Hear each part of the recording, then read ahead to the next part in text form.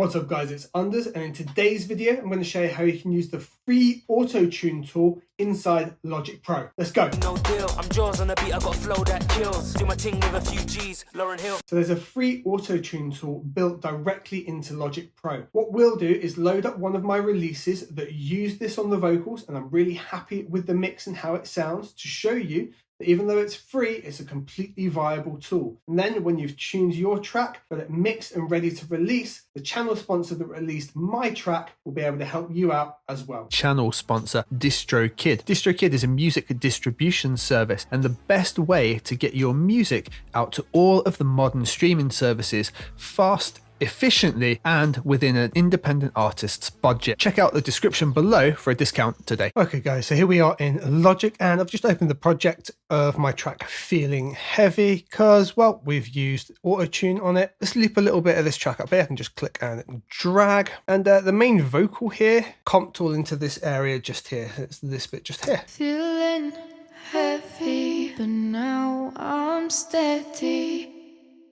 Happy days, right? We've used a little bit of the auto-tune on here, the one that's built into Logic. To find it, let's say we're on our channel here, so I'm on this vocal lead. We'd go into our plugin list just by clicking over here. We're going to scroll ourselves down. We're going to look for pitch. I've got loads of extra lists I make, but it's by default in pitch, and it's called pitch correction. Now, when we open it, it doesn't work off the bat, and we can't choose a route. That you click on route and it doesn't work. We have to select our scale first. If I remember rightly, this was probably A minor, and I think I tuned it to pentatonic. So what I could do here, right, I could go minor pentatonic like that. Now I can change my root key and launch it from A, and it's going to set, because it's pentatonic and it's A minor. So A minor is the opposite of C major. It's just all the white keys. Because it's pentatonic, we don't use F or B, so those are automatically disabled. If you know your scales like that, the other thing that you can in fact do is just set it up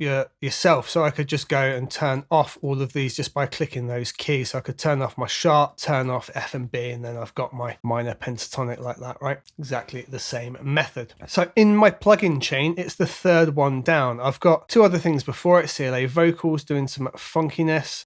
Really, it should probably go before the CLA vocals because I've got the wide and whatnot on there. It works. So I always just roll with what sounds right and works. So let's have a look. The pitch control here. A couple of other things we want to look at. We've got our response and our detune. We've then got our normal and low over here on the left as well. This meter at the bottom shows the amount it's being corrected by in cents, 100 cents either direction. So check this out. Feeling heavy, but now I'm steady.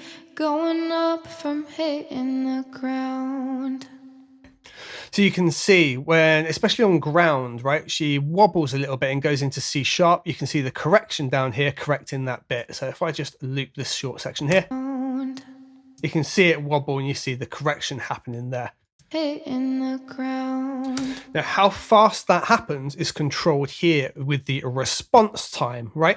So that's currently at 78.3. I've literally just tuned that by ear. Now I know we're at 172 BPM. We're going to be around that kind of ballpark. It's going to be roughly in time with the track as well. But I've literally just tuned it by ear. If we do it too fast, it will sound too robotic. We can probably give an example of that.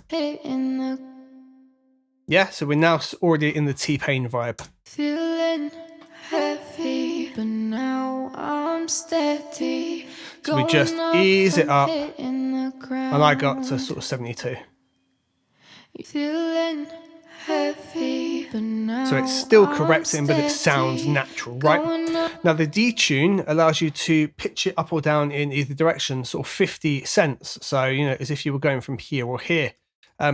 She's pretty much bang on, so this is good. However, if your singer was really like just a little bit out of tune the whole time, you could just, you know, bring it down 3 cents. So we're always in that kind of ballpark. Feeling heavy, if we do it like this, it's just too out of tune. I'm steady, going up from so it's really there for micro adjustments to be made.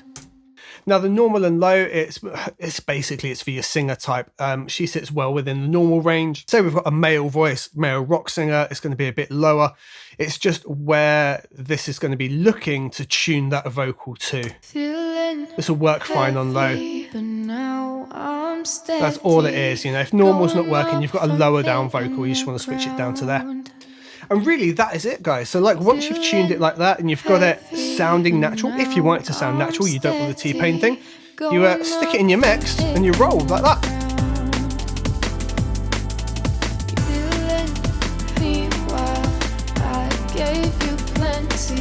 There you go, guys. That is how you use the free auto-tune inside Logic Pro. I hope that's been helpful for you, and I look forward to seeing you on the next one.